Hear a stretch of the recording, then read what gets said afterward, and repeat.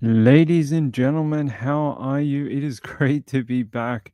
It's been a bit of a weird week with all the computer kerfuffle, but we are back. Brand new computer, should be working okay now, and yeah, we should be able to do the shows from now on. It's funny what a broker computer can do, can throw you off for about a week.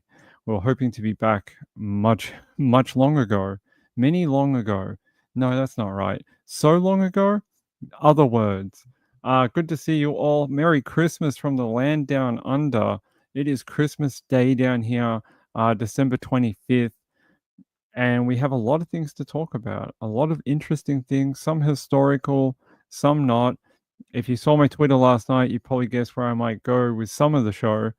But I think we would be remiss if we didn't talk about the families that we've spoken about this year that lost loved ones. That we spoke about so many violent crimes from across the world: England, Europe, Asia, the USA, Australia, and even New Zealand. And those people don't have those loved ones today and tomorrow for the rest of you in the Northern Hemisphere. Those people are not coming to Christmas lunch. And, we spend our entire year talking true crime, but in the reality of it all, that's a family somewhere that is missing someone at this time of year very severely. I'm sure for a lot of families, this is their very first year without that loved one. For a lot of the cases we spoke about this year, I can think of heaps of examples, but I think it would be rude to just name a few. And so I'll just say, we are, even though we talk true crime every day, we do understand that it is, there's families out there that won't have those people today and won't get to celebrate the holidays with them. And, I feel like it'd be a little crude to just be like, Merry Christmas, let's talk about more dead people, if I didn't, at least say that little speech first. Good to see you all. I hate mornings. Gail. Gail, thanks for becoming a member. I appreciate it. Thank you very much. I hate mornings. Moonlight View. Hey, my friend. Good to see you. Merry Christmas. Natasha's here. Merry Christmas to you if you celebrate it. If you don't, happy December 25th. Uh, Kathy's here. Lynn D. Good to see you. Lynn D won one of our hoodies on the weekend. Happy to send that out to her. Penguin's here. Hey, Penguin. Penguin says, "What happened to your last show?" What do you mean? What happened to the last show? It's we did it, right? Is it is it not there? That might explain why we didn't get any comments. I was sitting here going, "It's so weird. Is everyone away for Christmas?" I'll have to check into it. I don't know what happened.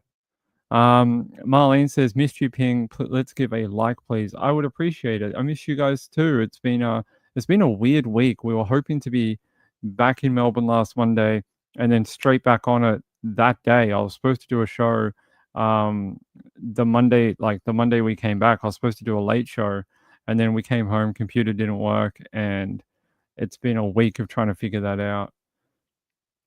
It said the show was deleted. I didn't delete anything. I'll check into what the hell happened. I'll see if we can get it back up. I'm not sure. No, no. I booked the show yesterday, but we were rushing to go do some like last minute because everything in Australia today is closed. Everything's closed today. It's like one of the only times in Australia. I think it's like today, not even Good Friday anymore. I think a lot of shops are now open, but Christmas Day is like the one day where there's nothing open really. So we had to run out. So I booked the show. I was halfway through building the new computer, and then I woke up this morning and I looked at my phone, and because I'm subscribed to my own channel, it said you're on in half an hour, and I was like, half an hour? I just woke up. I don't think I'm going on in half an hour. But I think I just booked it under the wrong time. But we will be doing some earlier shows over the between now and New Year's. There will be some like 9 o'clock, 8 o'clock shows for people. DJ says it was deleted and went to this one. That's very odd. I don't delete my shows, so I'm not sure what's going on there. I'll have a look. Hey, Legal Hunting, good to see you. All right, I want to go to our first story because I think it's really important. Growing up in Australia, especially around Christmas, it's storm season here. So I know that sounds very odd for a lot of people who live in the northern hemisphere, and it may be snowing where you are, but where we are down here in the southern hemisphere, it's storm season, and that includes cyclones. We get cyclones. I think it's from like November to March or something like that.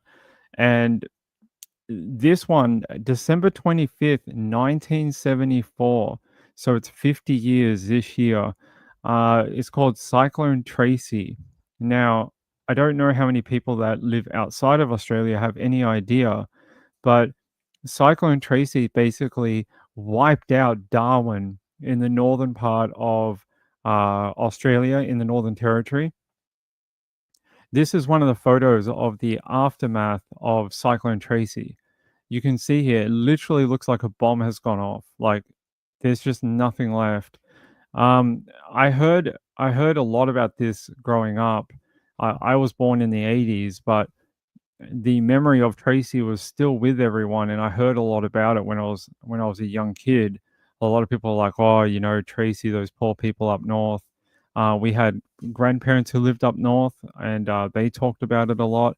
And you can see here a lot of these kind of sort of what I don't know what you call this, but like they got a two-story structure with like a carport at the front. These were really popular in Darwin at the time. So you drove in, parked underneath, and then sort of went upstairs. You can see nothing left. It's just been obliterated. And there you go. There's one of the main streets of the town. Back then, you can see all the corrugated iron. Really looks like a tornado has gone through, like a really severe tornado. And I actually heard many years later, Bureau of Meteorology scientists said not only was Cyclone Tracy severe as a cyclone, but it did actually put down a whole bunch of tornadoes as well, which contributed to the damage. So there goes another one. And they were so worried at the time that basically the government might come in and say, this is a total loss, and we're going to basically bulldoze the entire city and maybe build a different city somewhere else. But uh, our prime minister at the time came in and said, "Nope, we're going to rebuild, and Darwin will be great once again." And they did, they did. But there's a lot of crazy stories, including these people. These are evacuees that they had to take out of the area because there was no sewage, there was no communication, there was no food, the roads were wiped out, there was nothing. And they put women, children, and people who were ill on military flights to New South Wales, Adelaide, Victoria, I think some to WA, and maybe even Queensland, but I only know of the other ones. And apparently, according to the documentary I posted last night, some men who wanted to remain with their families literally dressed up like women to try and get on the flights with their wives and children to get out of the area. So they kept a lot of men around to help in the rebuilding effort. So if you, I think it was, if you were above 17 and older, you had to basically hang around and help, and clear rubbish and you know do your part, help your community, and rebuild, help rebuild and clear what was damaged. It's devastating, one of the most devastating cyclones that has ever gone through Australia. Yeah. Permaculture Kiwi says, I remember. Yeah, it was a hell of a storm. The documentary, that there's been two that were produced this year. One is from ABC Australia. It's called Tracy, A Force of Nature. And I think the other one is called 50 Years On, and it's done by Sky News Australia. So they're the two different ones, but it basically reshaped Darwin, and they had to build everything from scratch. There was nothing left. So yeah, you guys can see some of the damage. The stories that came out of it, the one in the documentary was very sad. It was about a father, a mother, and a few children. And the children say the last thing they remember is their mum singing Silent Night to them while they were put under a bed to protect them. They said they must have fallen asleep at some point because it was late at night, and they said the next thing they remember is they woke up in their front yard and on the ground looking at the sky, watching thunder and lightning, and they said they heard their dad, but not their mum. Their mum was killed by flying debris.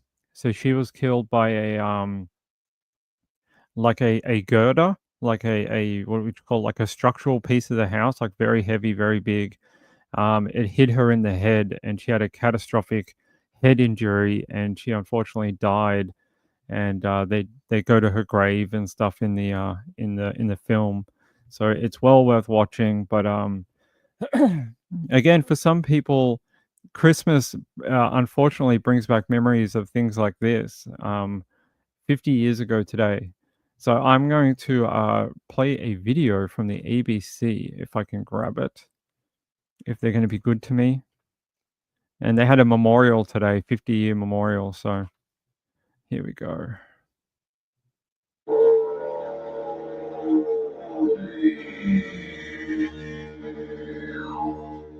Decades after Darwin's darkest moment, a time to reflect. In the early hours of this day in 1974, the severe tropical cyclone took a sharp turn and made landfall in Darwin's north, leaving many unprepared. 50 years ago, children across Darwin went to bed dreaming of Santa Claus and Christmas and awoke to a nightmare. Hundreds gathering this morning to honour both victims and survivors. Very sad because it brings back memories of what happened that night, which is still very raw. It's very emotional. I can tell you that. 50 years. I got very badly injured. Our best friends lost their daughter, who was only very young. She was only 8 years old. And that gets to me every time. So now a new memorial blooms at the place Tracy first hit.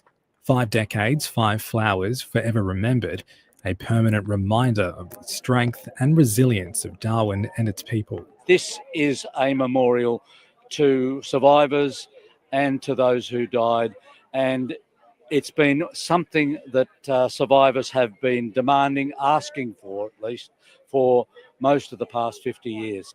With 200-kilometre wind gusts, Tracy destroyed most of Darwin.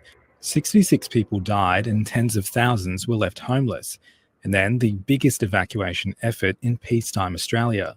5 decades on, Cyclone Tracy remains firmly etched into the city's history. But the legacy of Tracy isn't only one of destruction, but also of strength, resilience and mateship. We were able to come together as a community, as the whole of Australia, to rebuild down to what it is today. A Christmas day like no other, still just as vivid 50 years on. Kyle Dowling, ABC News. So you saw the memorial that happened today. They unveiled it. But I want to show you one of the other memorials that they put in years ago. And it's this one. Have a look at this. These were some sort of iron bars that were bent into these shapes in the storm, in the cyclone. So the storm actually did this to them, and they used it as a memorial to show the force of nature that hit Darwin that day. I think that's amazing. It bent like spaghetti. That's what it looks like. And you can imagine what it takes to bend steel to this type of arrangement. So pretty brutal storm. Oh, okay. Yeah, I should edit my we since we moved to the summer time zone here, yeah, we don't come on at 9 anymore. No more. When we go back into winter, I'll be back on at 9. Marilyn Landis says, how unique of a memorial. I think it's a everlasting memorial to show people, yeah, what can be done, and to really take those warnings seriously when you hear them. it's not about the times, it doesn't happen. So you're like, oh, not those bloody warnings again. Hear those stupid alarms going off on the cyclone system, or if you're in America, you have the national system that goes off for either tornado or thunderstorm, that type of thing. Um, I think it's a way of showing people you gotta remember that 9 times out of 10 you might live through it, a bit of rain or whatever. It's that 1 time out of 10 where you really have to take it seriously every time to make sure you survive. And that's what happened with Tracy. There was a storm a few days before, that they had forecast to hit the area, but it ended up not hitting the area. It made a sharp left turn and went away from Darwin and followed the coastline and sort of went out to sea. Then Tracy formed, and everyone went, oh, it's just going to do what that other cyclone did. It's going to get close to us and then go left and, go out to sea and not affect us. But no, Tracy made a sharp right turn and headed straight for Darwin and hit them on the 24th. I think it was late on the 24th. So there you go. I hope that is insightful. Oh my God, hey Muffin. I hope that is insightful for you if you don't know about it.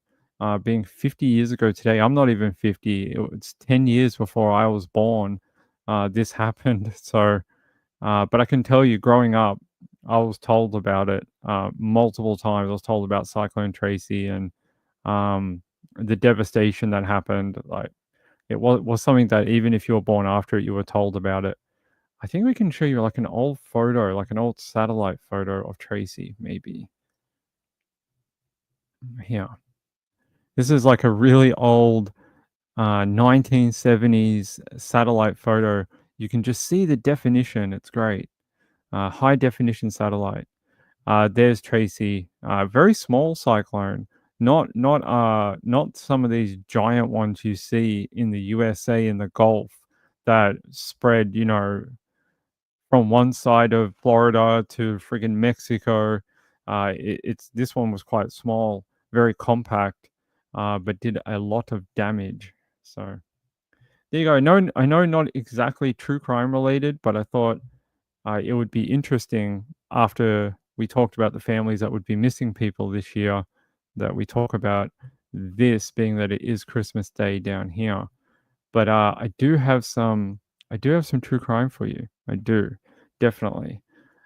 Including this. And I want to show you a story out of, again, Australia, but I have some USA news for you. This one, I woke up to the news this morning in Queensland. Get this. Body found besides, is it Martyville Road near Innisfail. They say a man is in custody after an off-duty police officer found the body of a man in his 20s beside a Queensland road on Christmas Day. It's not a good Christmas for anyone when you get found around here. This is a photo of the road he was found on.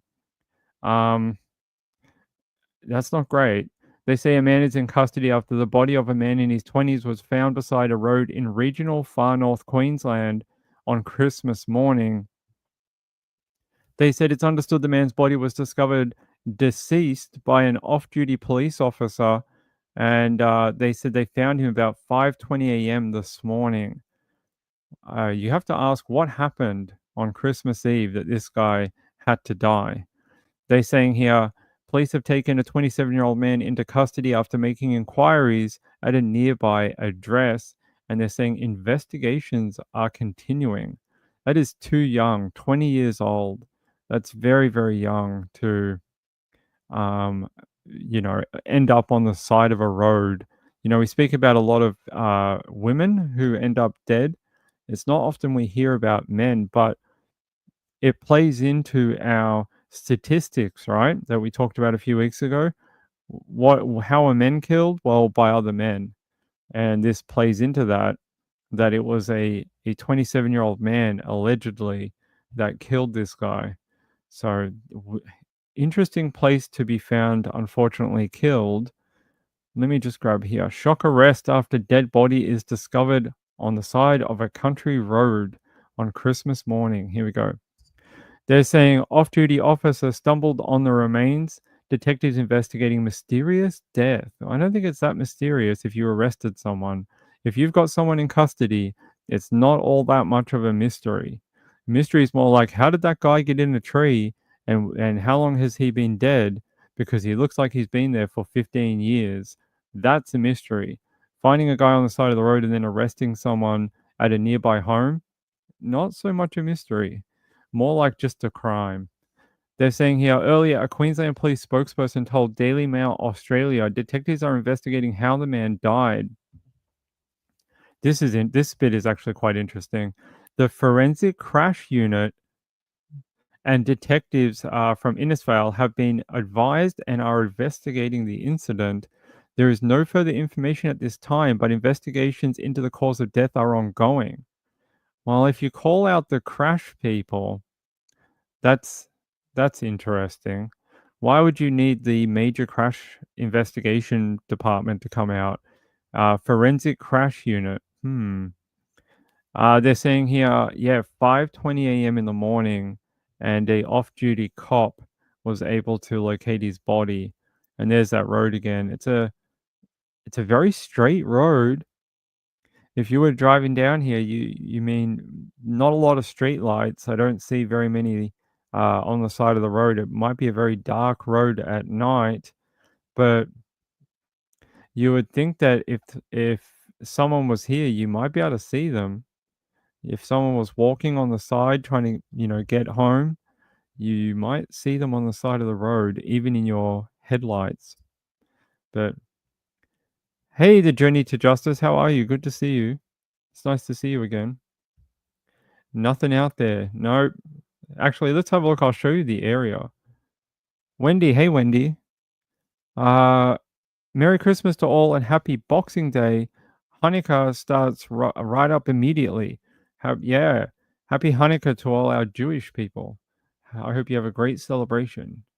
What is it? I don't know.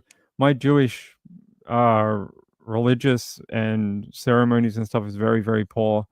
But I know that it's a little different from the way we do things, where we sort of have one day.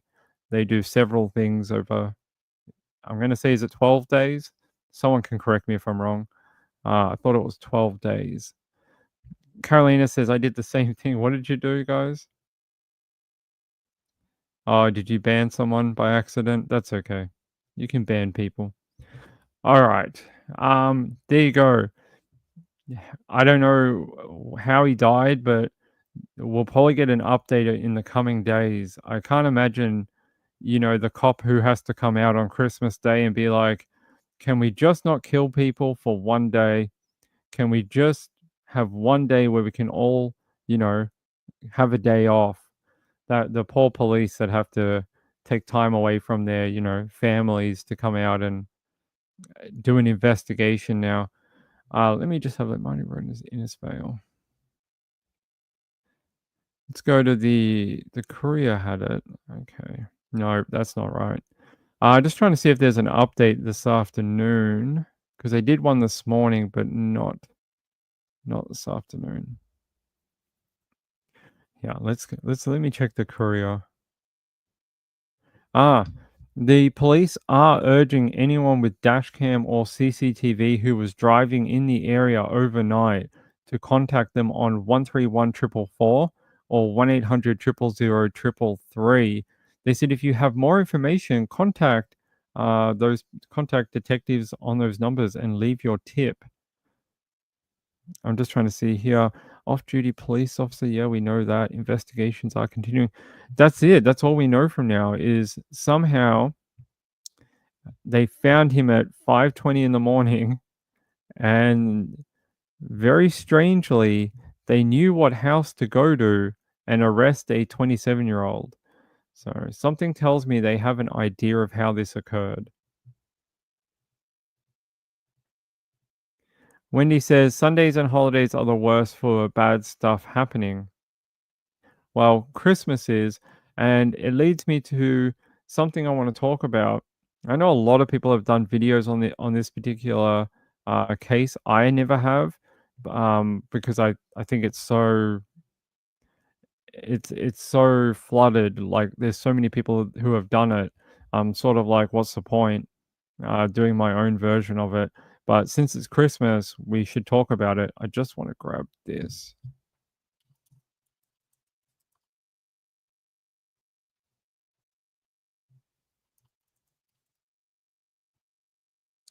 All right, fine. It's not fine. Don't want to help me? That's fine. Let's go to penlive.com. Yeah, we're heading to Pennsylvania. They say 20 years later, triple murder casts a shadow over Christmas. Memories in Middleton. So this house here, they say the grisly discovery on Christmas Day of Jean and her two daughters shot dead execution style by their ex-husband and father, Ernest, inside their Pennsylvania home would forever change the holiday for all that knew them. I'm sure a lot of people know this particular story. They said it had the look of a Christmas day right out of Norman Rockwell painting 20 years ago in Middleton. I hope I'm saying that right for Pennsylvania people. Was wrapped in a fresh blanket of newly fallen snow. It is very Christmassy. The world seemed silent and peaceful, but the idyllic scene outside one snow-covered house bellied the horror inside. The red of blood painted the walls and floors of the family home in the 800 block of North Union Street, where the bodies of a mother and her two daughters were found on Christmas Day, the victims of a terrible triple murder.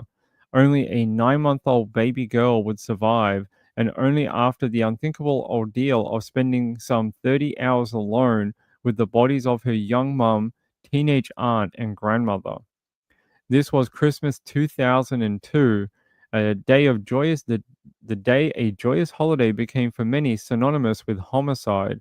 It shattered families, broke hearts of friends and neighbors, and shocked an entire town poised to celebrate the birth of Christ. Instead, they mourned the violent execution style deaths of three neighbors and speculated about the likely killer still on the loose. I think anyone who would have to discover after 30 hours not only a living 9-year-old baby, but a bunch of people who have been killed execution style is horrific, really. I don't know any other word that you could use to describe it. Let me go back here. They're saying here, they say Jean, who was 43, her daughter's 20 years old and 15, were due to spend Christmas Eve with family in Johnston or Johnstown. But the normally punctual Jean never arrived. Almost immediately, her mother and her sister sensed something was wrong. They thought it especially odd when she phoned her sister Christmas Eve night and not even the answering machine picked up. That's never a good thing for people who love their answering machines. They say she couldn't know that the phone lines at the home had been cut. It's something like you see out of a movie, right? People, they rock up to the house, they cut the phone lines, and then they kill the occupants, execution style. Something out of like a blockbuster Hollywood movie. They say Jean's co-workers at the Harrisburg hospital also grew concerned when she didn't show up for her last shift before Christmas break. Their phone calls to the house also went unanswered. The following morning, a snowy Christmas day, Police Sergeant Robert W. Gilver drew the call to make a welfare check at the home. The first thing out of place was a garage door that remained open despite the snowstorm. I'm guessing if you're in a snowstorm, it doesn't snow here, so I have no idea. But I'm guessing you don't want your garage door open. One, because you're going to get snow inside your garage. But two, if you get enough, it may break your door from like the weight of it. If it's outside, you get accumulation on the door and it'll break. So that would look very odd, especially if it's been snowing. They say that police officer took that route to go inside. A door off the garage led to the kitchen. They say that's when I noticed somebody's legs laying on the floor. It's always the legs. The legs were Jean's. She'd been shot and left to bleed out from her head wound. As shocking as that discovery was, the crime scene would get worse, much worse. They say, joined by another officer, they went upstairs to continue the search. There they found the bodies of the two girls in their bedrooms. They too had been shot execution style. They say next to Victoria's lifeless body was her 9-month-old daughter. They're saying her name was Madison. She was unharmed. She had been left with her mother's body for over 30 hours. I don't who could who could do that to someone? It takes a sick individual. They're saying this is a floor plan of I'm guessing this must be the bottom level of the home, and I can't read that. They've got to make these bigger. I'm guessing that's one of the bodies here, and we'll probably see another one. They say these floor plans provided by the county district attorney show the layout of the home and where the victims were found on Christmas Day 2002. And then upstairs, they found one here in what looks like to be a hallway, then a doorway, and then another on a bed in the bedroom, very, very nearby the other one. They say here, within seconds of police securing the crime scene, detectives and the county DA were called in. Holiday or not, they fought through the ongoing snowstorm to get to the scene. Christmas would never be the same for many, and they say here, one of the detectives says, every Christmas morning when I wake up, I wonder, will I get another phone call to go to a crime scene as gruesome as that? He goes on to say, it certainly has had its effect on me and my family, friends, and co-workers, adding that the police chief that says that was just the most horrible day. I don't think anyone wants to walk into a triple homicide. I don't think so. Where people apparently bled out in the home. I think that would just be nope. Everyone's just like, no, I don't want to do that. They also said here, the DA says, it speaks for itself. It was an awful scene. It was jarring. It occurred on Christmas Eve and involved a 15-year-old and left a 9-month-old child alone in the house for a long period. It's not too hard to be thinking about it at this time of the year. They say for Jean's family, the once joyous holiday would never be the same. They said Christmas, that's one of the worst days of the year. That was said in court. They said investigators need little time to come up with a prime suspect. Chardo, that's what I'm going to call him, was well acquainted with Ernest, Jean's 42-year-old ex-husband and father of Victoria and Elizabeth. There's a photo of him. You can see once he was a well-cut guy. Look, could be anyone's dad in any country. You know, he has that sort of look to him. And here's him many periods later, and he looks like someone who you wish wasn't your dad, because he might kill you. They're saying here he was on the radar of police. He was soon to stand trial on charges. He'd molested his daughters for years. It was no big leap to consider this a motive for the murders. They say Chardo had to restrain himself and other investigators from leaping to conclusions. They followed the evidence, he said, all of which led to Ernest. They say Chardo's investigation would conclude Ernest killed the three out of vengeance and a desire to silence them. At trial, Chardo labeled him a R-wordist and a murderer, a person who will stop at nothing to evade responsibility for the crimes. For his part, Ernest blamed his ex-wife for his daughter's SA allegations. Come on. You're going to blame dead people? Is that what you're going to do? You're going to blame dead people. You're going to be like, hey, I want to blame my dead children. Good work. I'd like to blame it on people who can't defend themselves. That is the act of a coward. It really is. It's the act of a coward. They're saying here, in statements at an August 13, 2002 preliminary hearing on the abuse charges, Victoria described how her father once dressed her in her mother's lingerie even applying her mother's lipstick before forcing her to have sex. Oh my God. They're saying here he would show me how to kiss. Sometimes he would make me take off my clothes and he would touch me. Victoria testified, he said if I ever tell anyone, he would kill me. But it wasn't Victoria who ultimately told on her dad. It was 15-year-old Elizabeth, or Izzy, to her family and friends.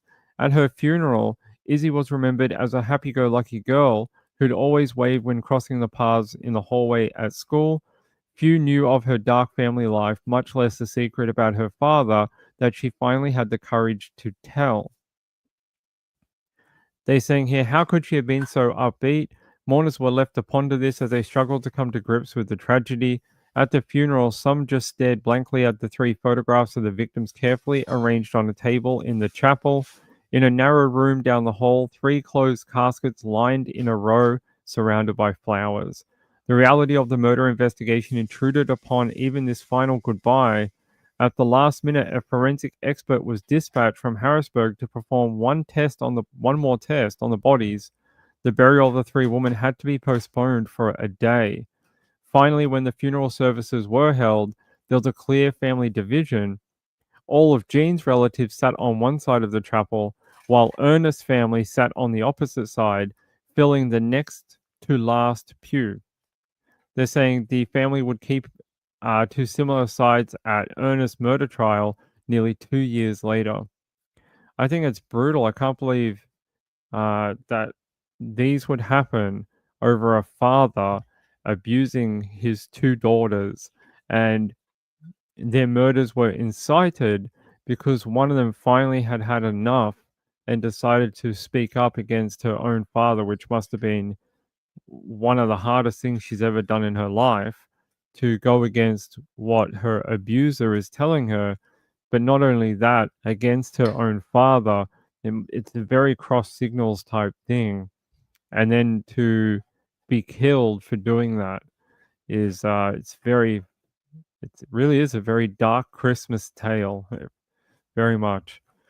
They're saying here, following the spring snowmelt, Scott led investigators to this spot in Clearfield County.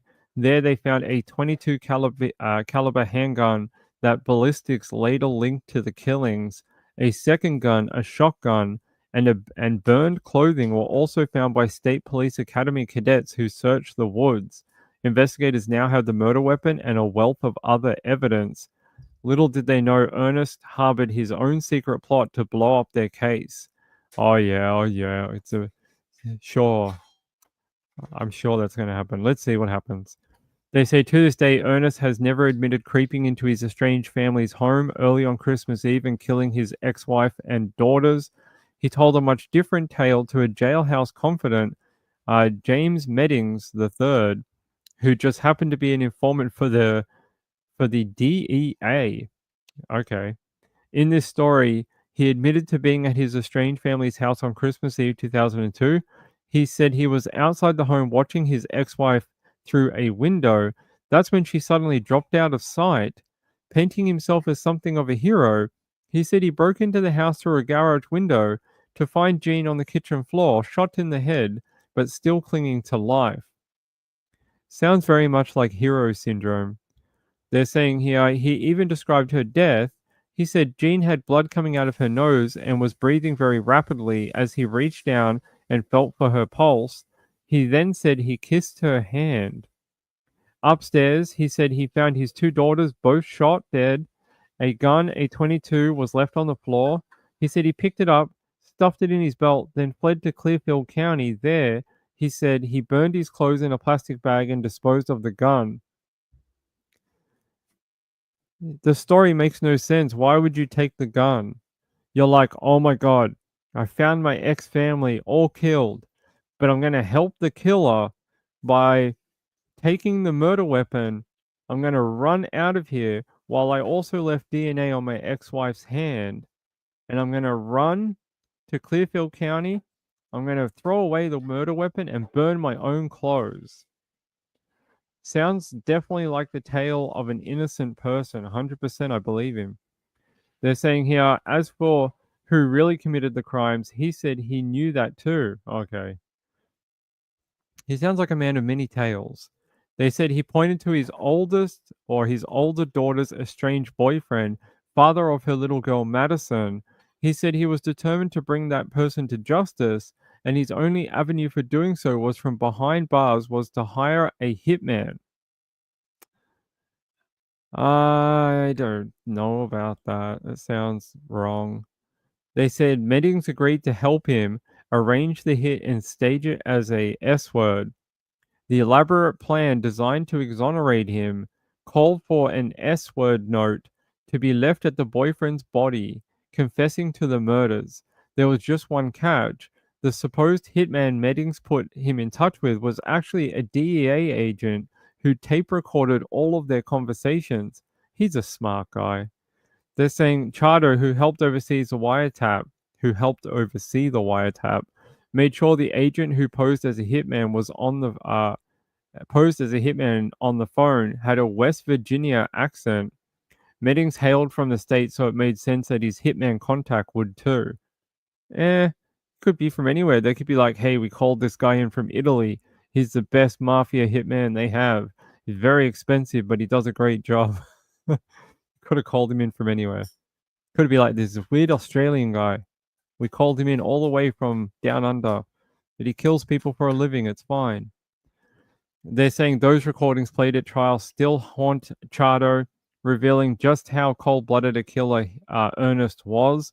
It's all there, he said, in the sound of Ernest's relieved sigh after arranging the hit.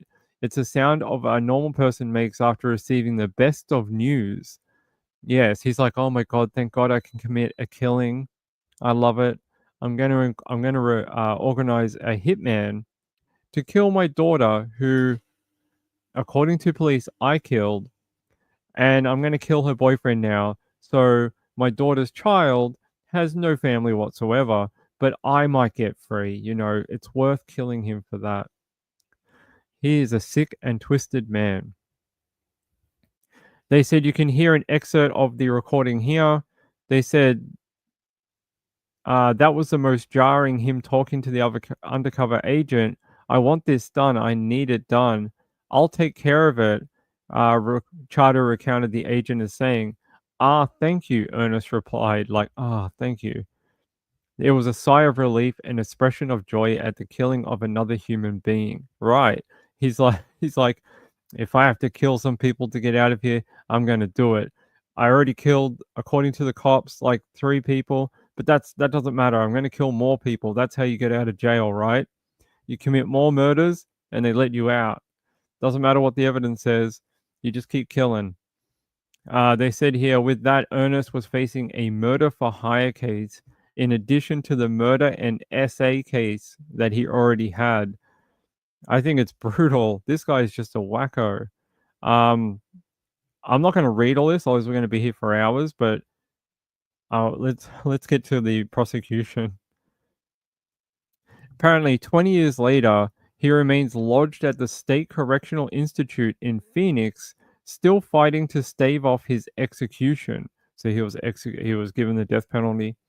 As part of these efforts, Ernest demanded in court petitions that the charges he R-worded his daughters be expunged from his criminal record.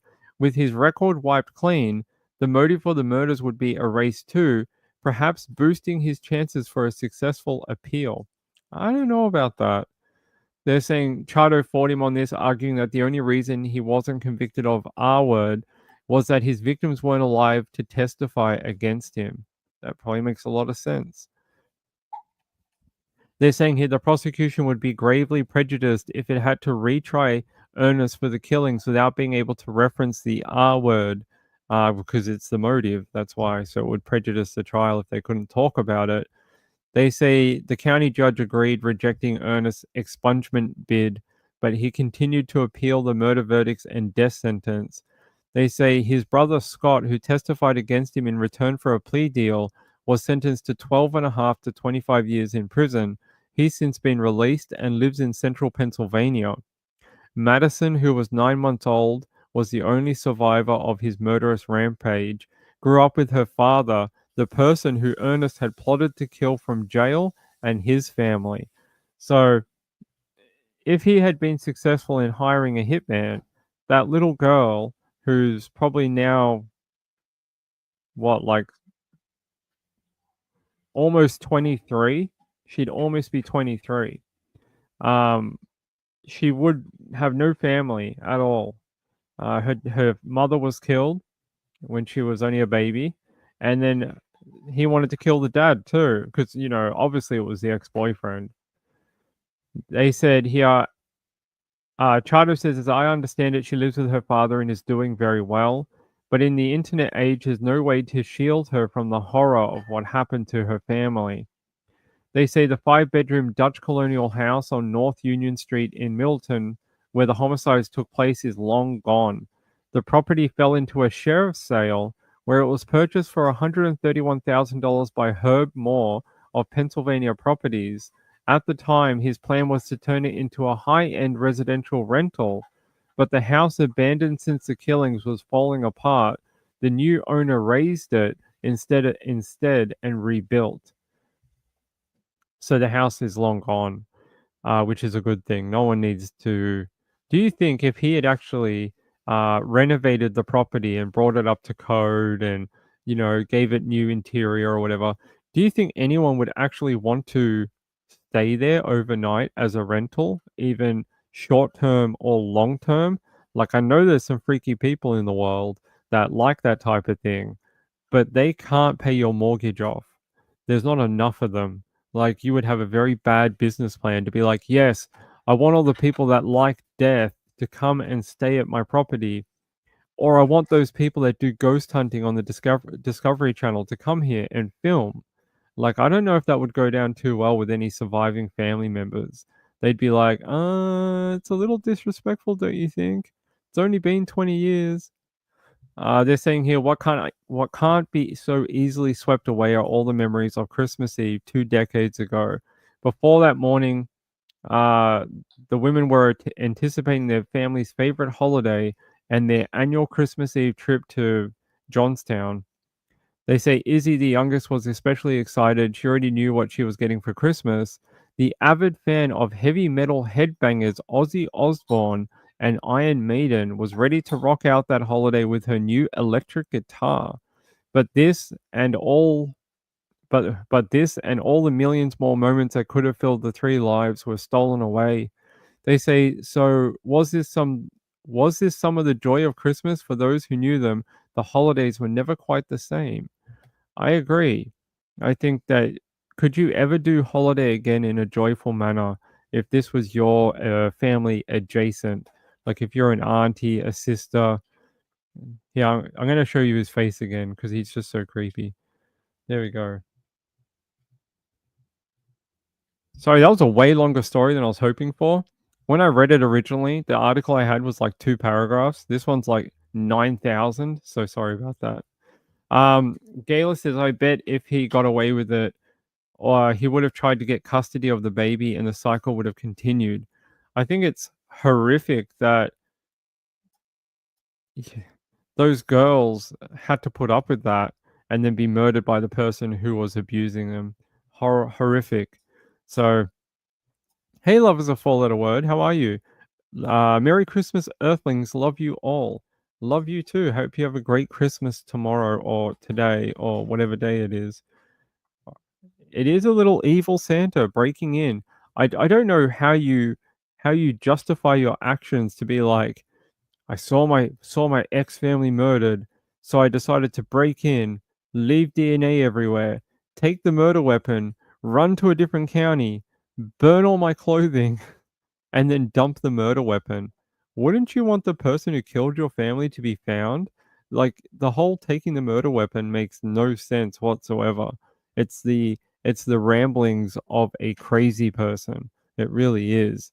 It's the ramblings of a control freak trying to take control of the narrative and the situation of what happened and try and move that narrative off him to someone else, some mystery person who killed the family. Oh, it's the ex-boyfriend. Let me kill him now. I think it's ridiculous. Marlene says, I toured a house for sale with a realtor, knew a man hung himself in the basement, and I asked the realtor if anyone had died in this house, and she replied, most have deaths in them. I thought in America you had to disclose if someone had died of violent crime. I don't know, does the S word, does that count as a violent crime? It's not a crime, is it? I don't know if you have to disclose that. I know you have to disclose, like, if it was like a triple murder like this, you have to tell people. In Australia, you have to too now. Never used to, but now you do. I don't know. I would think being America is so old. Um, you have a lot of properties that are over 100 years old that your like chance of buying a home that has had someone either die in a violent death, or have an S word would be pretty high because you've got such old properties. And you know, in Australia we don't. The properties here are quite young compared to the US. Like even 100 years, you guys got ones that date back to the early 1800s and earlier. So Penguin says it depends on the state. Some require disclosure, some don't. Okay, I didn't know that. I thought it was everywhere that you must disclose if it was a violent crime, but in Australia you have to. Like I said, you never used to, but they changed the law. Um, I think it might have been after a case we did from. It's this one, I think. Hold on, just let me double check something.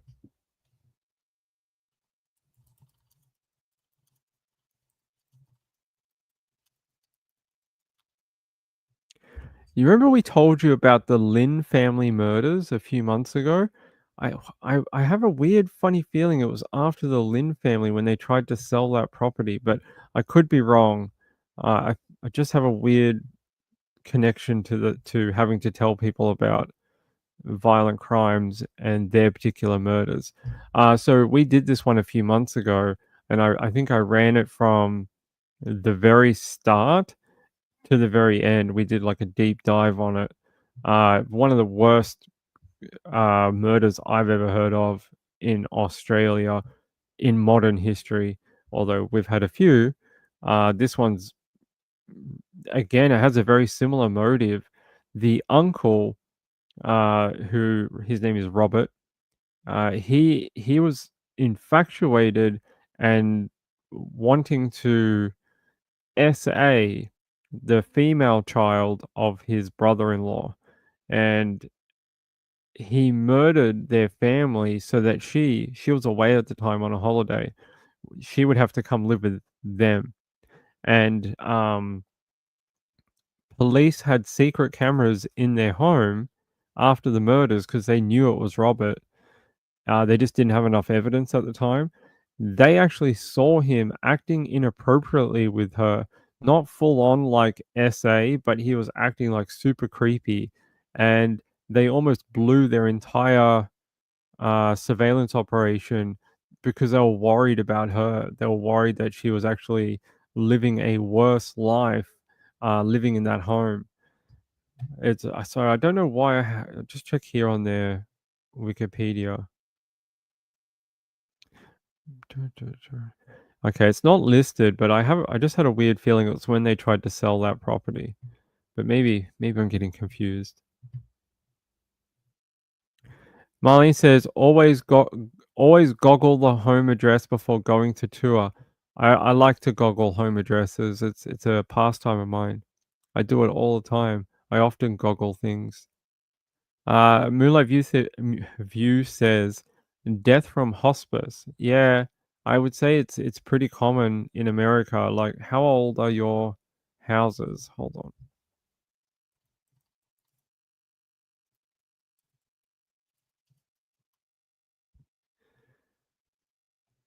Okay, so the median age of homes in the USA is actually smaller than I thought, but it says here 40 years according to the 2022 American Community Survey. However, the homes of age varies greatly by state. In New York, 62 years is the median age. That's really interesting. Not surprising, but very interesting. Rhode Island, 58 years. Massachusetts, 57. Colombia, half of all owner-occupied houses were built more than 80 years ago. That's interesting. That's District of Columbia. I wonder why. Do they have certain? That's Washington, yeah. Do they have certain laws where you can't knock down historical type homes in the area? Um, like they're listed as some sort of significance where you can't alter them very much. Like you can keep them and repair them, but you can't knock it down and build a new structure. Because that's interesting. More than 80 years old for owner-occupied homes in the District of Columbia. They're saying here Nevada, 23 years, very, very young. Nevada is sort of a weird, youngish city. I mean, especially the urban sprawl part of it. It's sort of only been in the last handful of decades that they've really started developing out there. They're saying South Carolina, Georgia, and Arizona all have owner-occupied homes in the median age of about 28 to 30 years old. That's interesting. I would have thought Georgia and South Carolina would have been way older. Way older. Median homes in use has okay. Yeah, so there we go. Homes built after 1990 are generally considered newer, while homes built before 1920 are considered old or antique. However, the age of a home is subjective and depends on many factors, including construction style and quality. So there you go. There's some weird, weird statistics, but I'm sure there's homes in even your suburb out there, wherever you live, that are probably like 135 years old, or you have buildings in your town that might be 140 years old. Rachel says, my house was moved here in 65 as a cabin and added onto. Really? That's pretty cool. You know, my grandparents, when I was young, they lived in Western Australia and they had a home over there that they loved. They had it put on the back of a truck and brought to New South Wales, and they had it put in their property where they lived for the rest of their life. They had it put there and reconnected and piping done, and they traveled it across the entire continent of Australia. Why? I got no idea. I got no idea why they did that, but I remember when they did it when I was little. Um, Moonlight View says we have the Hearst Castle. I would have thought California has some really old properties, like at least to the 1900s, like early 1900s. Gayla says I've lived in some very, very old homes. UK might have some that are even older than the USA. That is very interesting. Penguin says, my house is 97 years old. Is it really? How many ghosts do you have? A lot? You let me know. Do your homes have basements? No. I don't think I've ever seen a property that has a basement. Mrs. Ping, have you ever seen a home that has a basement? I don't think I've ever seen one either. A basement, like an underground. I mean, I've seen houses that have like a downstairs area, like you can go down. Yeah, like Vicky's home, yeah. But not a basement. Yeah. No, I've not seen one. Mrs. Ping says she hasn't seen one. A farming area? Maybe. Glitter says my house was born in the born. My house was built in the 1900s. No, yeah, we don't have basements. No, that's not a thing. Gayla said ours in Germany did, but not really anywhere else. Yeah, I've not seen one here. Reby said the oldest home I lived with was in the 1920s in South Yarra. That probably makes a lot of sense. They have colonial homes, like those row homes. They're very pretty. They're old by Australian standards. They're like 100 years old, which is not that old. All right, I wanted to show you something. One of my favorite things in Christmas. I loved looking at it every Christmas. Do you know where I go? I go to the NORAD YouTube page, and I watch Santa go around the world. Have you guys ever heard of this? The NORAD Santa Tracker? I love it. It's so good. And I think it's so funny that it's like a government agency that does this. Like it's not like the BBC or the ABC or whatever. It's not like some children's television, Nickelodeon or something. It's NORAD. Yeah. So Santa's going around the world right now. Where is he? He is in Manitoba, Canada in 1 minute. I love it. Let's say hello to our friends in Manitoba. It's beautiful. I've been there. I've been to Manitoba. It's a beautiful place. I love it. So he's must be visiting the USA right now. He's heading last seen in Winnipeg, Manitoba, Canada. So he's now heading to Sand Lakes Provincial Park, Manitoba, Canada. He's got to be going to the USA in a minute. He's got to be heading over there. I know. How good is it? It's great. Me as a 4-year-old, I'm like, this is the best thing ever. I read the story years ago of how the NORAD Santa Tracker started. I'm pretty sure it was from little kids ringing the military or something, asking if they knew where Santa was or if Santa was coming. And they decided to do this as a way of basically stopping the phone calls, stopping people from calling up or something. Might be a little jumbled, but it was something like that. I read about it years ago, but I love it. I think it's the greatest thing ever. That's it. It was Sears ran an ad to allow kids to call Santa, but they mistakenly printed NORAD's phone number. That's so funny. Mary Heist. Hey, I hate chocolate. Good to see you, my friend. Hope you're doing well. I love it. I love watching Santa. Where's he going now? Where's he going? Can I get back to that page? Yeah, here we go. He's going to Prince Albert in Saskatchewan. I love Saskatchewan. It's a great place. They don't call it Saskatchewan. They call it Sask. I love that place. Good people. Great people, actually, that live in Saskatchewan. Yeah, I love it. Hey, he must be going to he must be going to our friend Gambler's. Gambler must be getting a visit from Santa very soon, since Santa must be very close to his place by now. Maybe he might be the next stop for might be Gambler's place. I love it. It's the greatest thing in the world. They do this every year. Yeah, I think it's great that they didn't want to pierce the veil of childhood innocence. So instead of going, "Hey, this is the military, get the hell off the phone. You're not a missile strike. Get off." They decided to buy into the Christmas spirit, and now they keep doing it. It's great.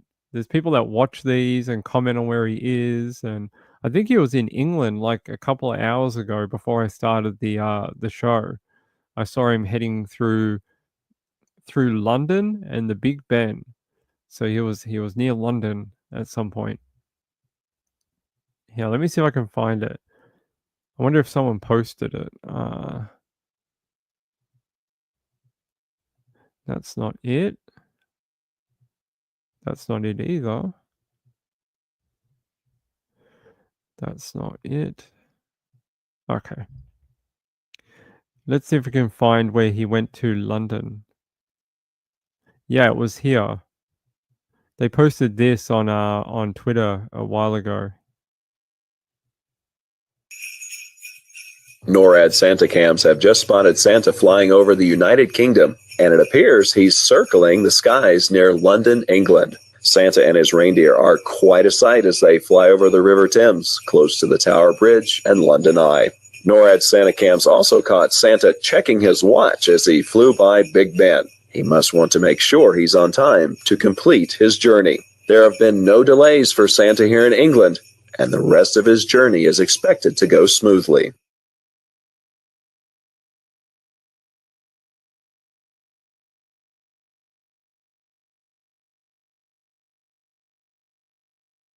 I love it. Kids today are very spoiled with the great interaction they get. Like when I was a kid, they used to show something like this on TV, and they would sort of show this tiny little animation of Santa like going across the world, but it wasn't as cool as this one. It wasn't as detailed. They did show something, but I can't remember what it was. Where's he going now? He's going to North Dakota.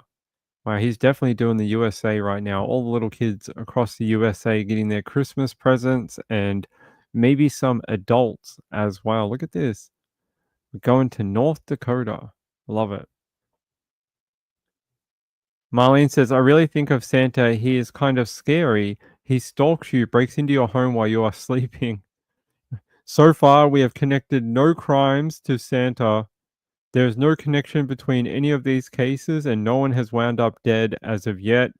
He is not a person of interest at this time. But yeah, it's great. I just thought I'd bring that up and show it to you guys.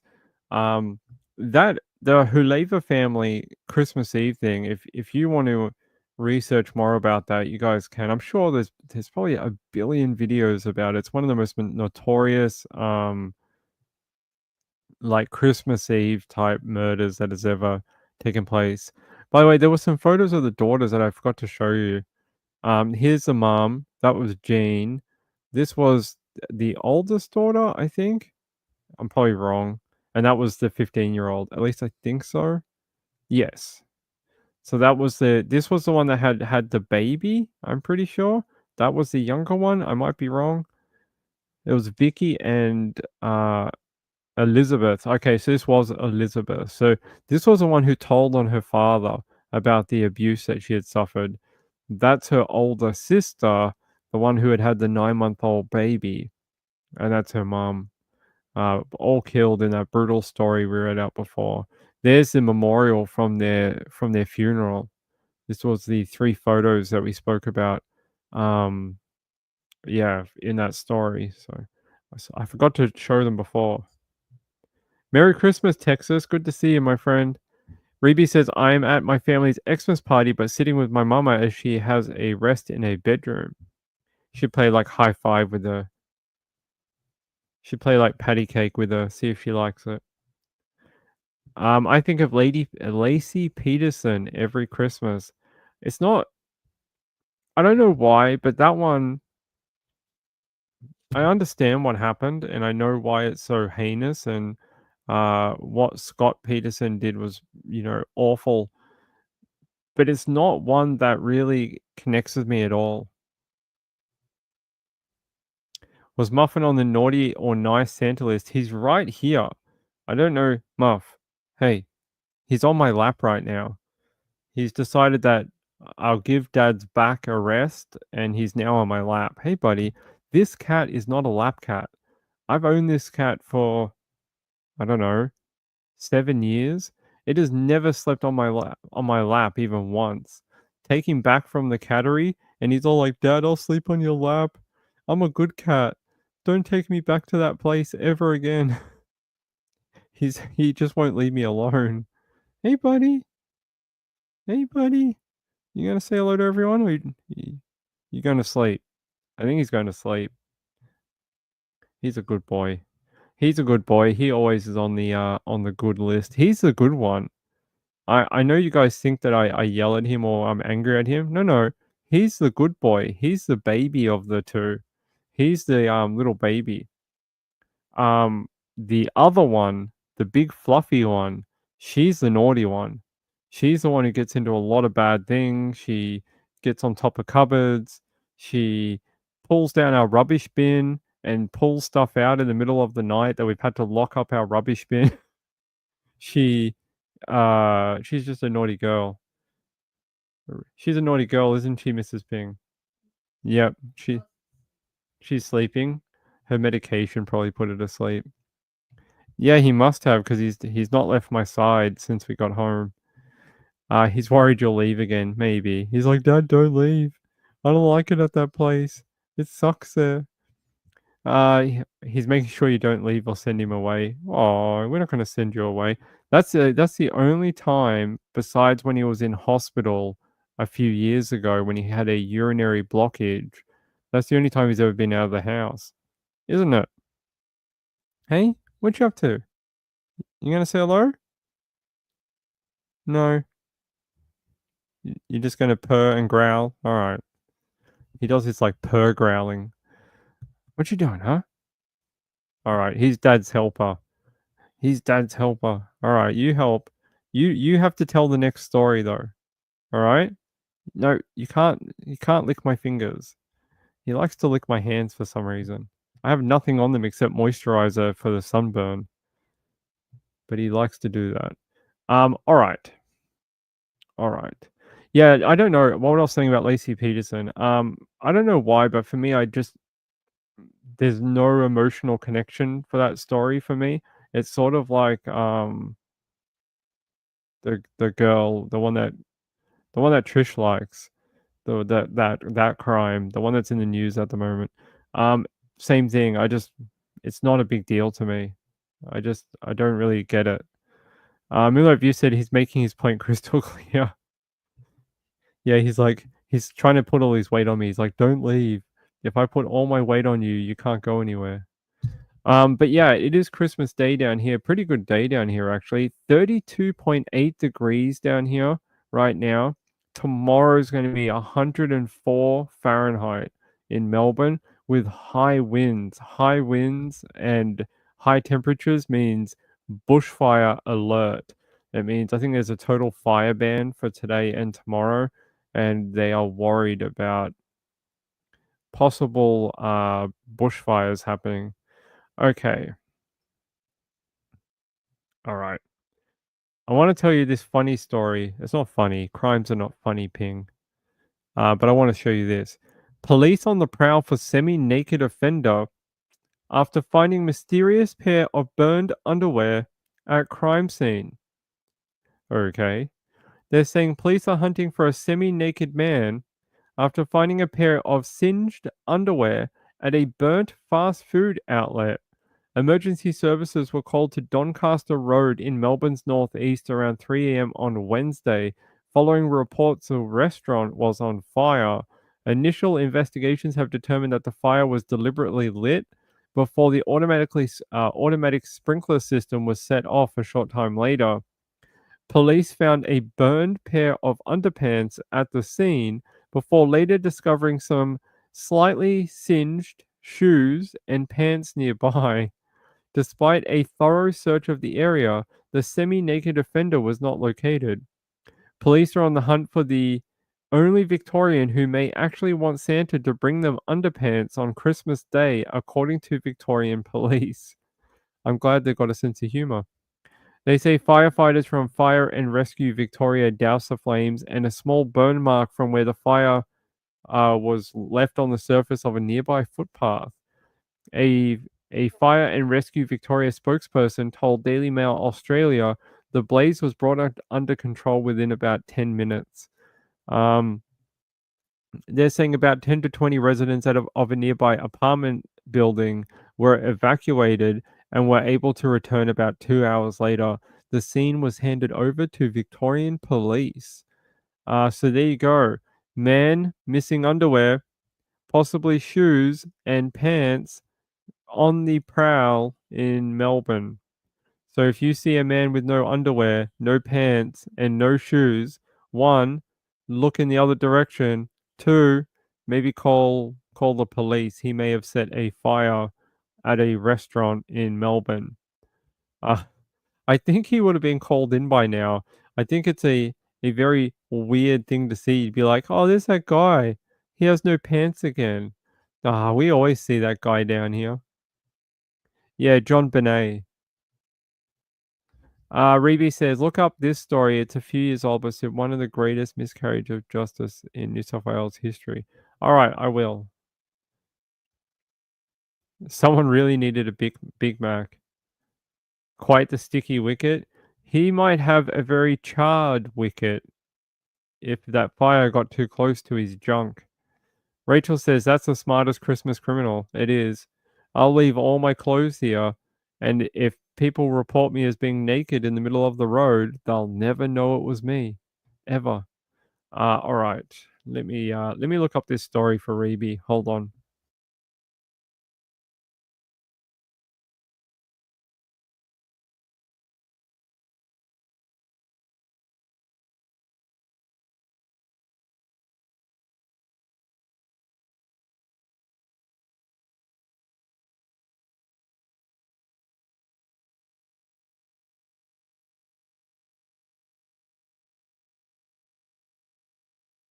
I don't know, Reby. It's giving me a few different ones. Keeps folks from looking at his face. He's a very smart criminal. He got people to look in different directions. Undies 500 race, that's right. Reby, it has several different stories that there's this one here. It's the Croatian 6. So this is one that they're talking about. Hold on. They say the Australia's greatest miscarriage of justice, a Croatian 6. So this one, if I remember correctly, was it was a terrorism case. Something about they wanted independence from Yugoslavia or something like that. It's been a while since I looked into this. They said in 1979, 28-year-old Vico made the surprising confession that he and fellow members of his Croatian community were plotting a series of terror attacks in Sydney. His 6 Croatian-Australian co-conspirators were found guilty of terrorism. They were convicted and jailed for 15 years, but they've always maintained their innocence. There remain many unanswered questions. One in particular was about the identity of the informer himself. Vico had fled to Yugoslavia shortly after his early release, but it was difficult to find him because no one with that name existed, so it was a fake name. 40 years on from the men's incarceration, an application for a judicial inquiry will be filed based on new evidence disclosed in the recently published official history of ASIO. So that'll be interesting. Let me see here. 20 or Vico Verkes. Ignore my Croatian pronunciation. She might be able to do it better than me, but let's see. Huh. That's odd.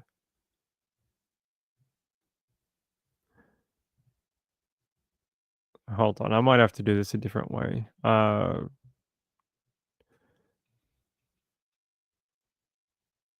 Yeah, like this. Sorry, I could play this for you, but I think this is a podcast. There's no point doing that.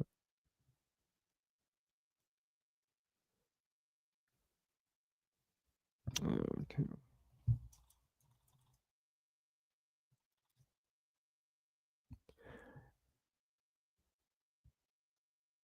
I can't seem to find anything on the ABC. How weird. I would have thought that this would have a huge backstory. All right, give me one sec. Let's see. I can find a YouTuber talking about it. That's a Croatian.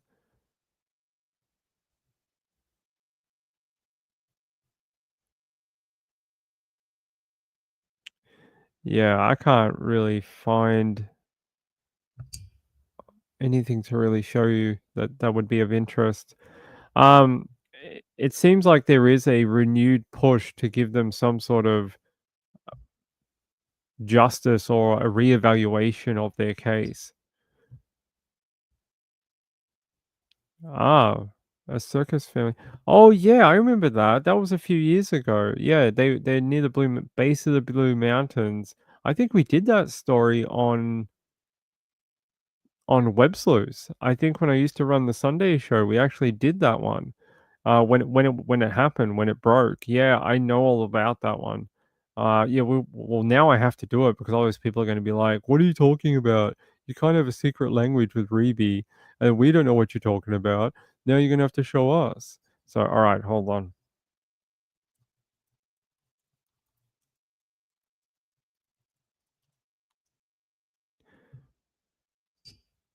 Let's see if I can do this one.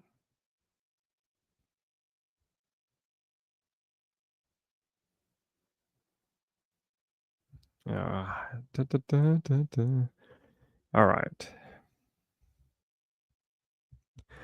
Here, they say SA charges dropped against Blue Mountains Performing Arts School family. They say more than 100 charges against a family accused of sexually and physically abusing boys at a Blue Mountains Performing Arts School have been withdrawn. They say the three people were accused of abusing three boys between 2016 and 2014 and 2016. The alleged victims were aged between 2 and 7 years old at the time. Police allege that two of the three boys had been R-worded. Outside court on Friday, defense lawyer Brian Wrench, that's an interesting last name, said the family had been exonerated. It's one of the greatest miscarriages of justice in New South Wales history. It's horrific the ordeal they have been through when they haven't done these acts. 7 people with no prior records being charged, detained, and unable to see each other. It doesn't get much worse than that. New South Wales Police has requested a review into withdrawal of charges. They say it remains the strong recommendation of the Child Abuse and Sex Crimes Squad that the matter proceed before the court, and a review has been requested. During a hearing in May 2018, the prosecution said the case against the accused was strong, even though there was no physical evidence to back up the claims. Charges have also been withdrawn against 3 juveniles who cannot be named in relation to the allegations. All 7 co-accused pleaded not guilty. They say here some members of the family spent up to 4 months in prison before being granted bail. Their conditions meant they were unable to contact each other, and they said here they will finally be reunited today. In May 2018, Magistrate Susan McIntyre said, given the gravity and often bizarre nature of the allegations, one would expect some physical evidence, but she said it was unusual for SA allegations, particularly involving young children, to be anything but word on word. In June 2018, Magistrate Roger Clisdell said it was understandable that forensic evidence would be limited, and said it was either one of the worst cases of CA or great fantasies expressed by the children. It's difficult to believe that young children could conceive something like that. The boys were not students of the performing arts school, but they were known to the family. It was alleged the assaults happened at the school and a nearby property where Paul and Therese Cook and Miss Meredith lived. Police allege that the accused filmed the abuse, which involved sadistic sex acts, which police termed as blood rituals, where blood was taken from the boys who were then forced to drink it. What the hell? But they're saying that they have no forensic evidence. Well, if they say and they allege that down here, police allege that the accused filmed the abuse. If they say, how would they know that there was a camera? And if there was a camera, why can't they find the footage? Because that would help in the police's prosecution. So these charges against these 3 people here, they are. This is Clarissa Meredith. They have been withdrawn, so those charges are not going to go ahead. But they had more than 100 charges between the 3 of them, saying that they had abused these 3 boys between 2014 and 2016. They say here key points. The 7 co-accused all pleaded not guilty to the charges dating back to 2014. New South Wales Police requested a review into dropping of the charges. Defense lawyer Brian Wrench described it as one of the greatest miscarriages of justice in the New South Wales history. Let's see if I can find anything on Therese and Cook.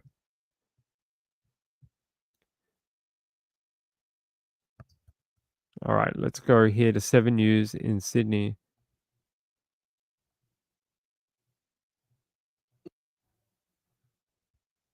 Child sex charges.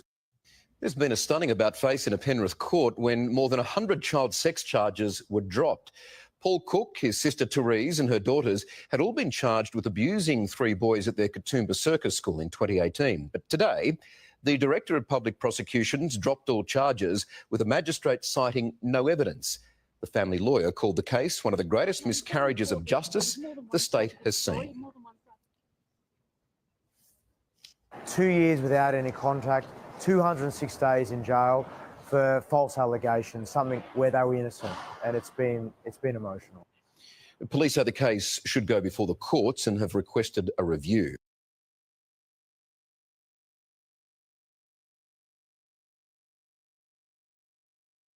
I agree with the prosecution.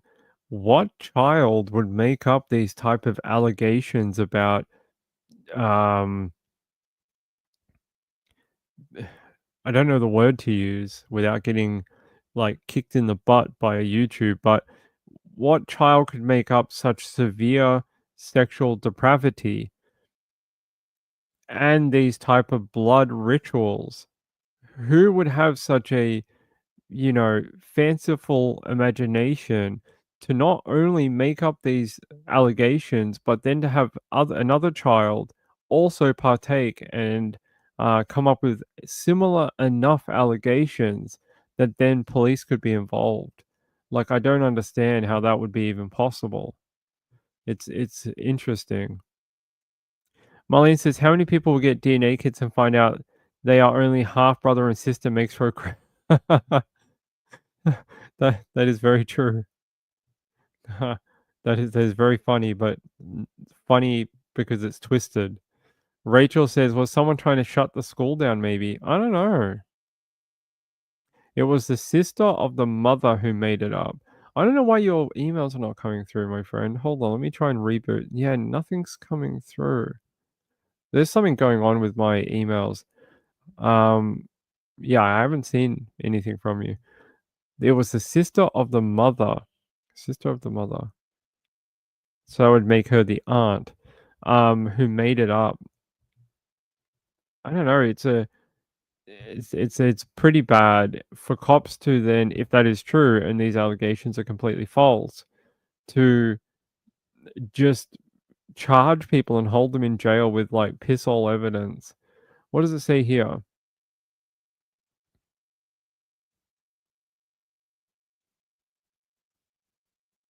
I don't know, some tosser. I don't know what that guy's on about. Either way, so many Reddit storyline from the DNA drama. I've heard of a few of these recently of people. Oh, we told you one the other night. I read one out on the channel on the show. There was a 70-year-old man who thought that he had no family. He did a DNA test and found out he had like 51 relatives that he got to meet over Christmas. It was a great story. Marlene says, sounds like the McMartin daycare trials of the 1970s in California. I'll look it up again because what's her name? No, that's not it. Let me look up this one. That doesn't help me.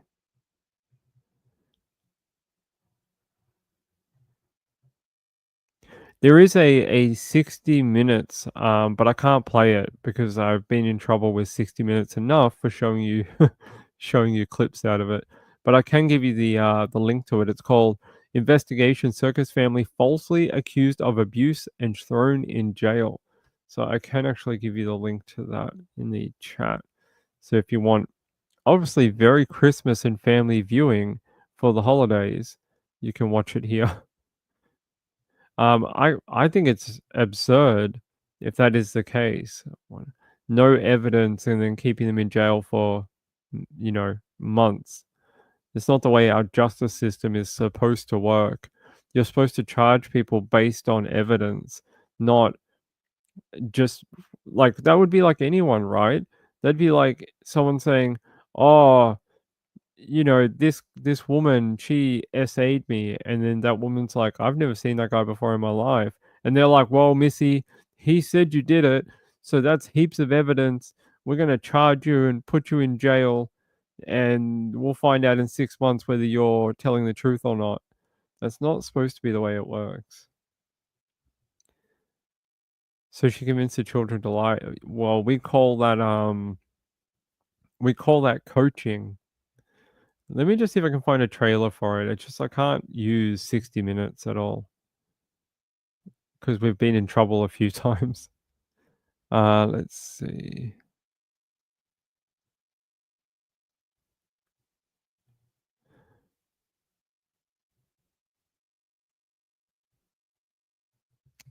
Let's see if I can find anything here.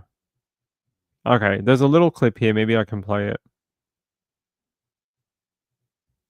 Collective 127 offences. They relate to the alleged ongoing sexual and physical abuse of young boys between... Exposed. A real-life horror movie. 100 sexual attacks on children. An extended family of circus freaks. Preying on young children in a hillbilly backblock of the Blue Mountains. Is Australia's House of Horrors. The headlines said it all. Alleged sexual and alleged child sex ring. Except none of it was true. There were child sex crimes. They were abhorrent. They were violent. But they're false. Pleading not guilty to all. Falsely accused.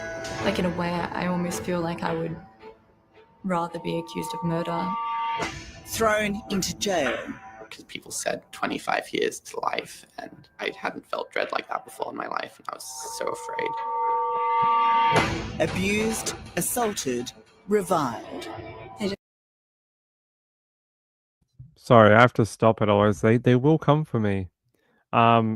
Interesting. So watch that if you want to know more about that one that Reeby's talking about. You can find it in the link in the chat and watch the full episode at Channel 9, 60 minutes on YouTube. And if they come for me for that 1 minute a clip, I will fight you so hard because I gave the link to the full episode and I told them who you were.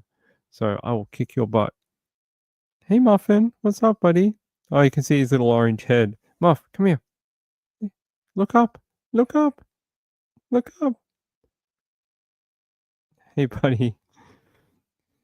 There he is. He just pops out of the thing. Hey, what you up to? What you up to? Hey, Smoocher. You can see he's sitting right on Dad. Hey, hi. We gotta work. We gotta do the stories. Okay? YouTube fair use policy. I literally have a copyright strike on my channel for a video that was fair use, and I can't fight it for some reasons that I can't explain. It's just due to legal reasons, but I can't. Marlene says, I like your 60 minutes and I watch it often. Oh, Muffin, Bubba, don't do that to Daddy's shirt. Oh, sorry. You know, we're going to have to get a bigger seat if you want to keep sleeping with Dad up here. We're going to have to get like a double wide seat so you can sleep over there. Yeah, so if you want to watch it, give it a watch on that link. YouTube fair use policy. There's a difference between what they say is fair use and what they hit you for with the bot. The bot will pick you up for stuff that is ridiculous, and even though it should be fair use for a variety of reasons, the way YouTube do it is this. It's up to you to defend your case of why it is fair use. And if you get picked up as a copyright strike, you need to take it to court and demonstrate why it's fair use. It's not like I can just click a button and be like, this was fair use, please don't copyright strike me. That's not a thing. It's like you have to give out your address, you have to give out your real name, you have to give out your lawyer's information, and then you have to appeal to them to take it down. And if they don't, you have to take it to court. They have the opportunity to litigate if they want to. It's just so backwards. It's not even funny. It's not even funny. It's a little broken. It needs some tweaking. Same with the system. Like if I get picked up for something they think is copyrighted content, they take all of my ad revenue for the entire video, all of it, not 2 minutes, not 1 minute, 3 hours. They'll take all of it. And they give it to the copyright holder. They don't give it to me. They give it to the copyright holder. So everything for 3 hours of show goes to them. It's crazy. Khaleesa says, I love hearing what Muffin is up to each night. He has such a cute personality. Yeah, he's a funny boy. He's a good cat. Hold on 1 second. 1 second, guys.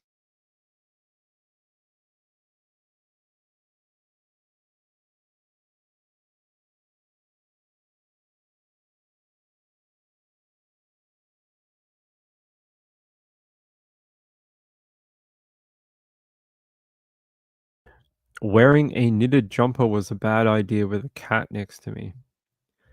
You need to have your nails clipped, sir. He needs to have his nails clipped. All right. Let's see what else I've got for you tonight.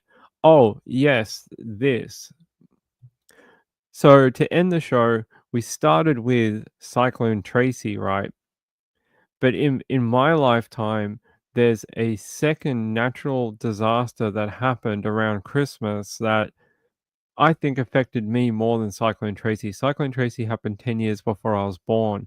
This one happened when I was an 18-year-old man living in Sydney, and I remember hearing about this. I woke up on Boxing Day. I used to live in a share house. Actually, this is the share house I've told you about before. It was where I used to live with a with a stripper. I used to live with a stripper. This is where I used to live in Parramatta. If Sean's here, we lived in a share house in North Parramatta, off Church Street in Para, and we woke up on Boxing Day morning after doing Christmas the day before, and we turned on the TV, and it was a blistering hot day in Sydney. It must have been like 38. It was so hot. We didn't have aircon in that apartment for some weird reason. And I was with my girlfriend at the time that I was with at that point in my life. And she's like, let's watch TV in the bedroom. I'm like, sure.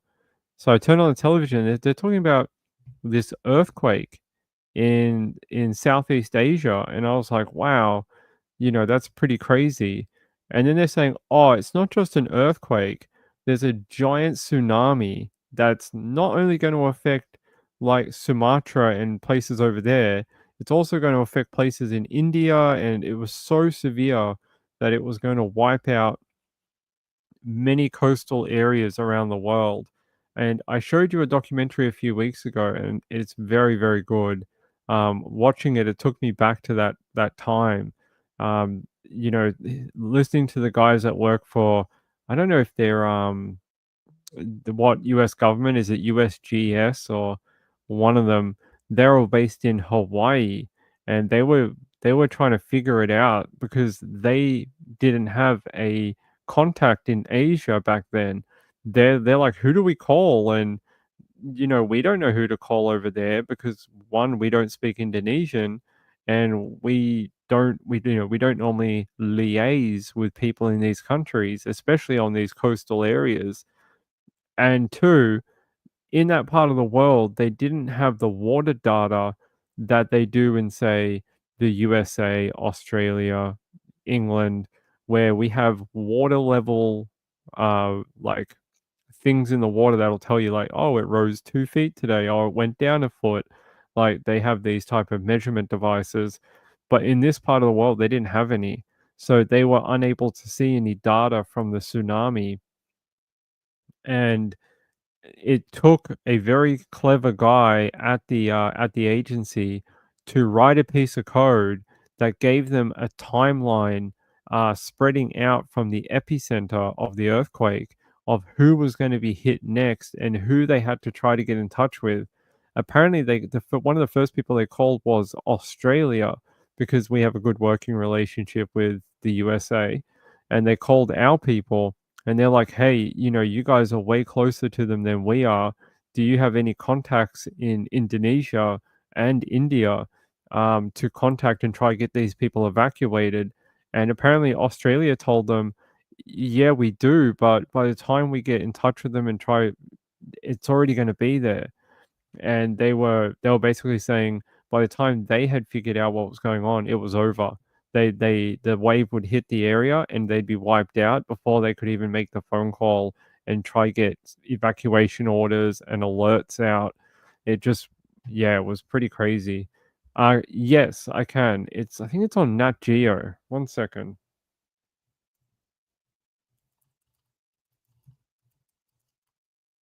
It's on Disney, I'm pretty sure. It's not that one.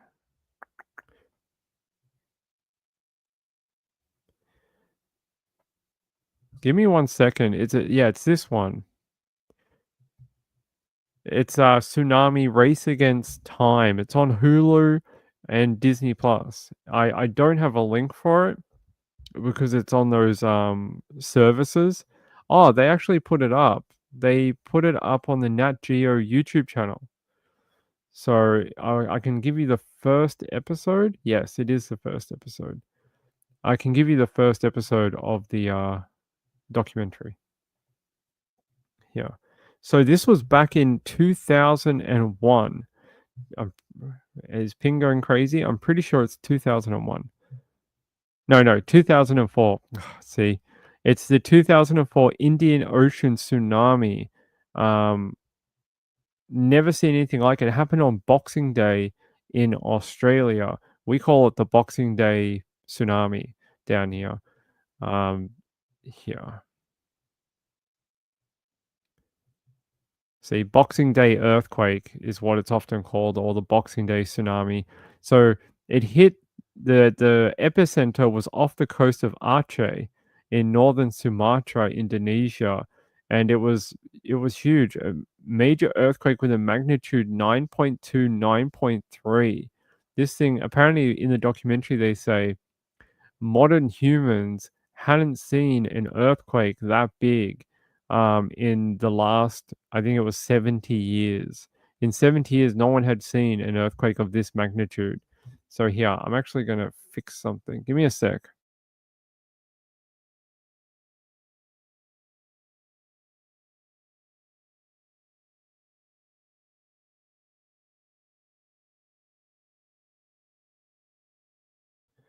All right, there we go.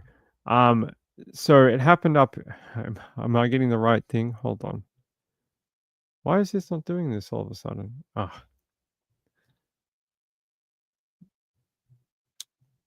Sorry, guys. There we go. So this was where the epicenter was, right off that coast of Sumatra. But because of where its location was, the first bit hit this coastline to the right very quickly, and then there was a secondary tsunami that hit over here. But one of the other ones that took ages was on the opposite side, the left-hand side up here.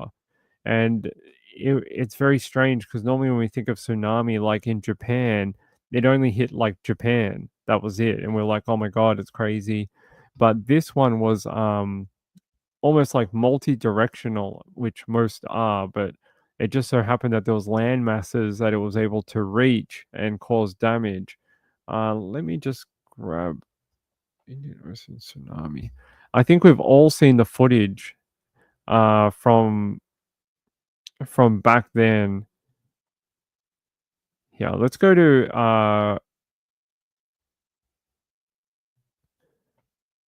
I'll take you to a different thing. Yeah, let's go here. Oh, that's not it. Sorry, guys. 1 second. Let's go to the Associated Press down here. Hey. ก็กลิ่นศพก็คือเต็มเมืองไปหมดแล้วก็ศพเต็มหมดเลยพอเรากลับเข้ามาในหมู่บ้านเนี่ยจำอะไรไม่ได้เลยเพราะว่าคลื่นมันย้ายบ้านทั้งหลังจากตรงนี้ไปอยู่อีกที่นึงเรือทั้งลำคือมันย้ายไปหมดเลยเปลี่ยนไปหมด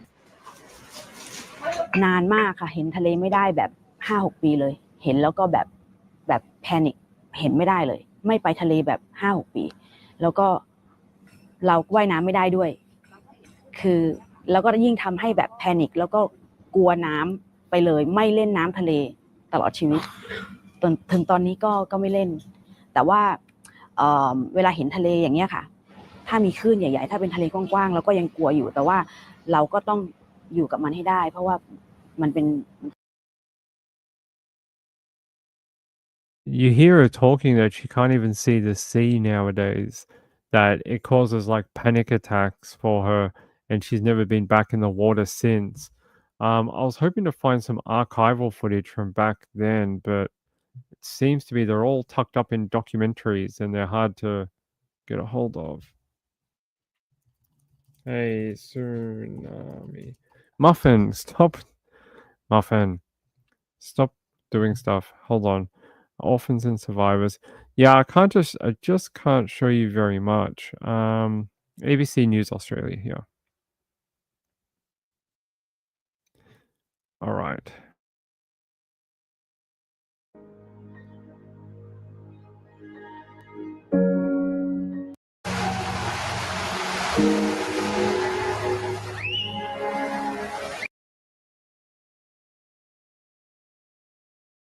Actually, I'm gonna pause the music because there's a lot of music. But yeah, you can see. Look at this.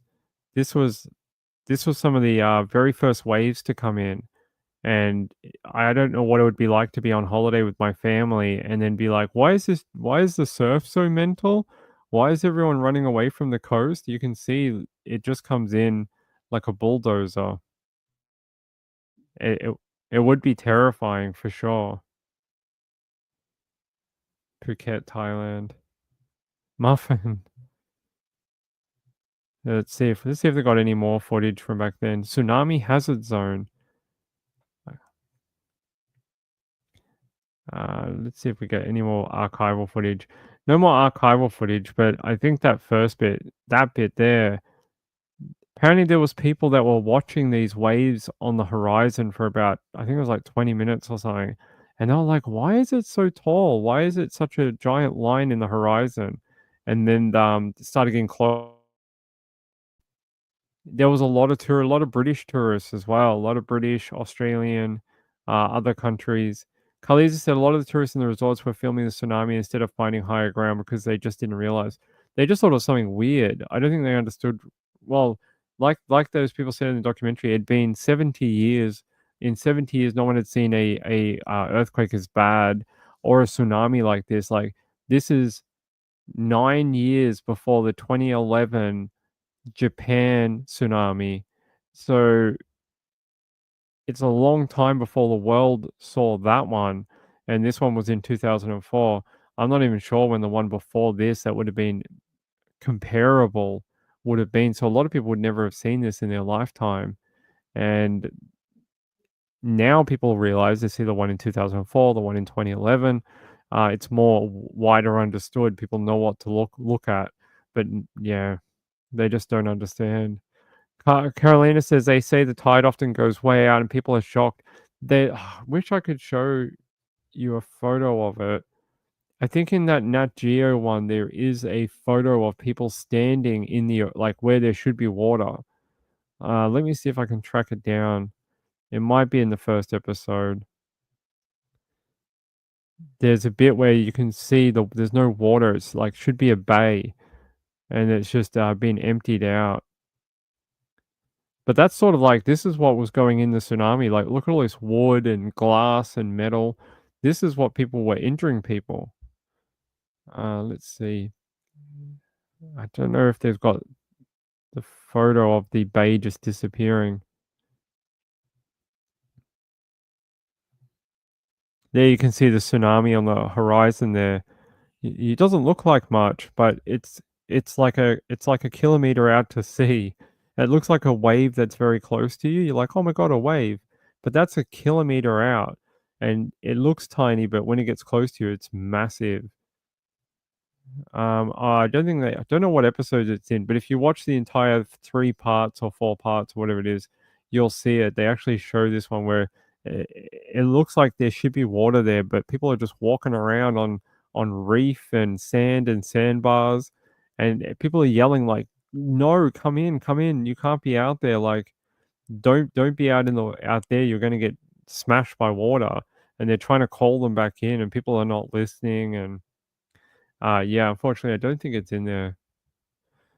I can't find it, but Danny Mitchell says, not a fan of water. It's probably why you live inland, right? Marylander says, yeah, I think that happens in the other one. Okay. You seen that the other night. If you haven't watched it, give it a watch. It is really good. But, we told you about Cyclone Tracy. We told you about this one. There's been a lot of funny things that happen on Boxing Day. And, there's a lot of things to remember that not always these holidays go perfect, right? Oh, come on. Not always they go perfect, and sometimes bad things happen, especially like the 2004 Indian Ocean. Look at this. This is the water that came in, and it's so far inland. This was in a village near the coast of Sumatra, and they're saying here sailors from the USS Abraham Lincoln were conducting humanitarian operations in the wake of the tsunami. You can see, look at it's like broken buildings and stuff. There's one of the first waves to come in. You can see how high it is. The splash is like above that palm tree.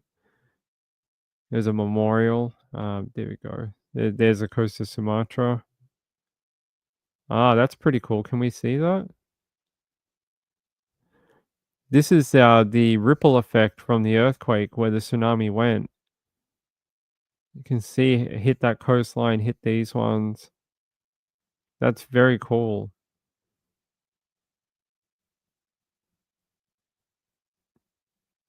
And it kept going, but it petered out before. I'm guessing this is Africa. It petered out before it sort of hit. It might have hit Africa a little bit, but it probably wouldn't have kept its energy. You can see the energy depleting as it crosses the ocean. But this little area here just got absolutely pummeled. Didn't reach Australia either down here, but it definitely hit India and Indonesia. Indonesia? Thailand? Thailand. I keep saying Indonesia, but I don't think that's right. Yeah, Aceh. What is it? Sri Lanka, Thailand, Indonesia. Aceh is Indonesia. So Indonesia, Sri Lanka, India, and Thailand. They were the four that got really, really hit. And how many victims were in it? I think it was like hundreds of thousands. It was, 227,898,000 people dead.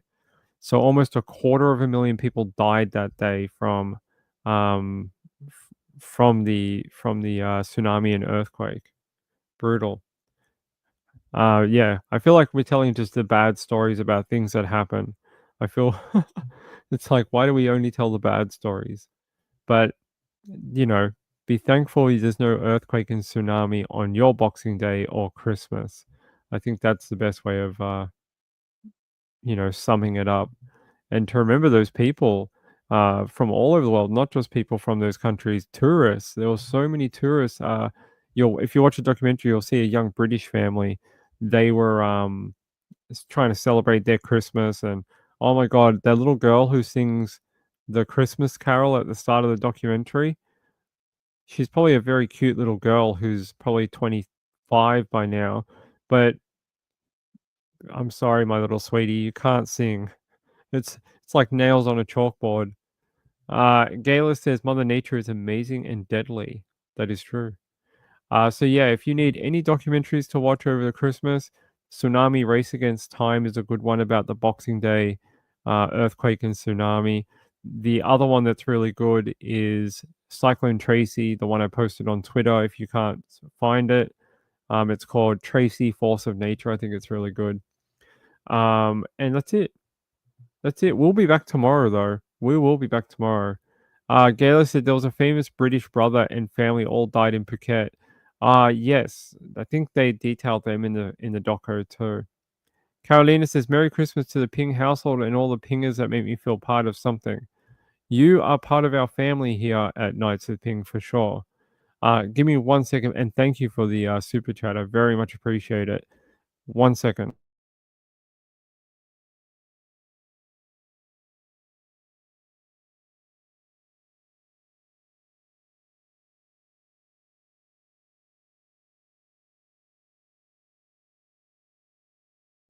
All right.